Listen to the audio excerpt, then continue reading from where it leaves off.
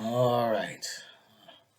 Today we're factoring, so it's something you should be familiar with, even from Algebra 1 and Geometry, where you should have been factoring.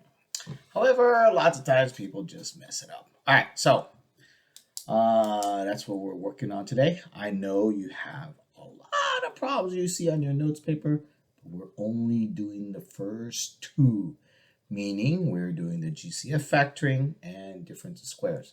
Now, the weirdest part about GCF factoring is that it is one of the easiest techniques, but the most missed.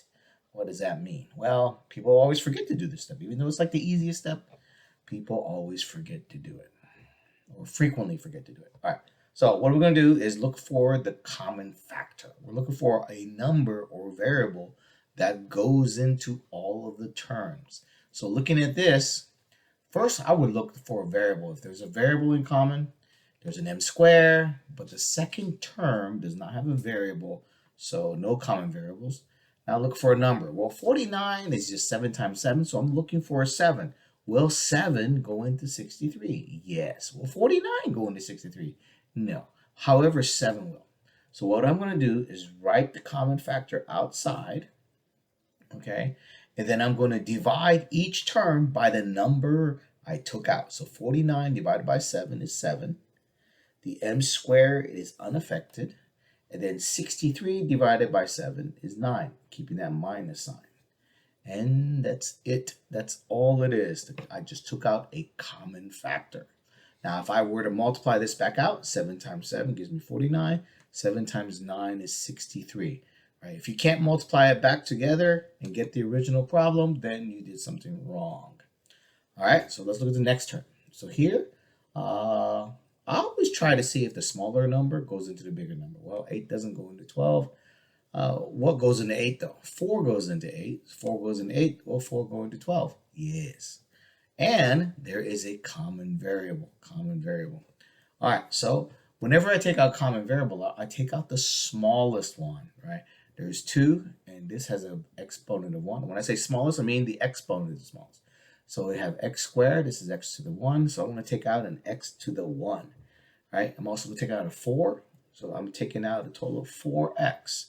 So 8 divided by 4 is 2. And when you take an x out of x squared, right, that's going to leave me x to the first, right? Because x times x gives me x squared. All right. Now, what's minus 12 divided by 4? That would be minus 3. I took an x out of the x, leaving no x. Okay. So if I take an x out of x squared, I leave an x because x times x is x squared. So you're essentially subtracting the exponent. Remember, this is an exponent of 1. 2 minus 1 is 1. So this is leaving an x to the 1. And remember, if I don't write the number 1, we assume there's a 1 there. All right, let's continue with the third example. All right, is there a common variable? No, the last term doesn't have a variable, so there is no common variable. Just because they're in common with the first two, that's not enough. It's got to be common with all of them. All right, now there's some weird techniques where you just take it out 2 at a time, but we're not there yet.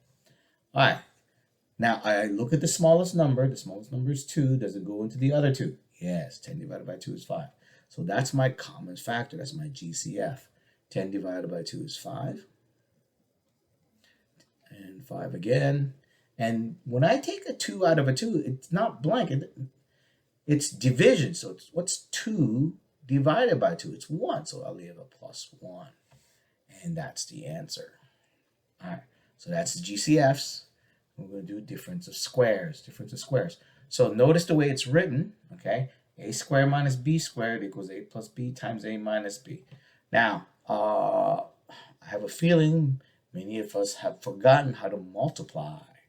Well, if you multiply a plus b times a minus b, this is what happens. So I am doing this for emphasis. If you multiply, you do a times a, so that's a squared, and you do a times, so I'm foiling, if you remember, I'm doing basically the distributive property twice, so it's a times a, gives me the a squared. Now I do a times the second term over here, so it's minus b, so it's minus ab. And then I'm doing b times a. Remember b, and remember multiplication is commutative, so I can write that as plus ab. A times b is the same thing as b times a. Okay. And then I'm doing b times minus b is minus b squared. What happens to negative ab and plus ab? It cancels, leaving me just a squared minus b squared, right? And so you might be wondering, well, what was the point of that? Well, I wanted to show you that we don't just make up these rules. This is true because when you multiply them together, that's what you get, a squared minus b squared. All right, so let's do these examples. So the easiest thing to do is just to see if you can take the square root. And if you don't know your perfect squares, use a calculator and put this into the calculator as square root of 16. If you put square root of 16 in the calculator, you get 4. That's what I'm looking for. I'm looking for, can I take the square root of this? Yes. If it's an even exponent, you just take half the exponent. Half of 2 is 1. So this is what I have, x. So my x squared here is the same as the a squared here, right? And I split up into a and a. So the x squared is x and x. What is 16? 16 is 4 to the second power. So this is the same thing as x squared minus 4 squared, right? 4 squared is 16. So my 4 is my b here. So I'm going to put plus 4 minus 4. And this is the factored form of x squared minus 16. That's the answer. That's what we're doing the next several weeks, factoring. What is the square root of 9? Square root of 9 is 3, right? Square root of 9 is 3. What is the square root of 1? Square root of 1 is 1, right? 1 times 1 is 1. 3 times 3 is 9. That's how I know there are square roots.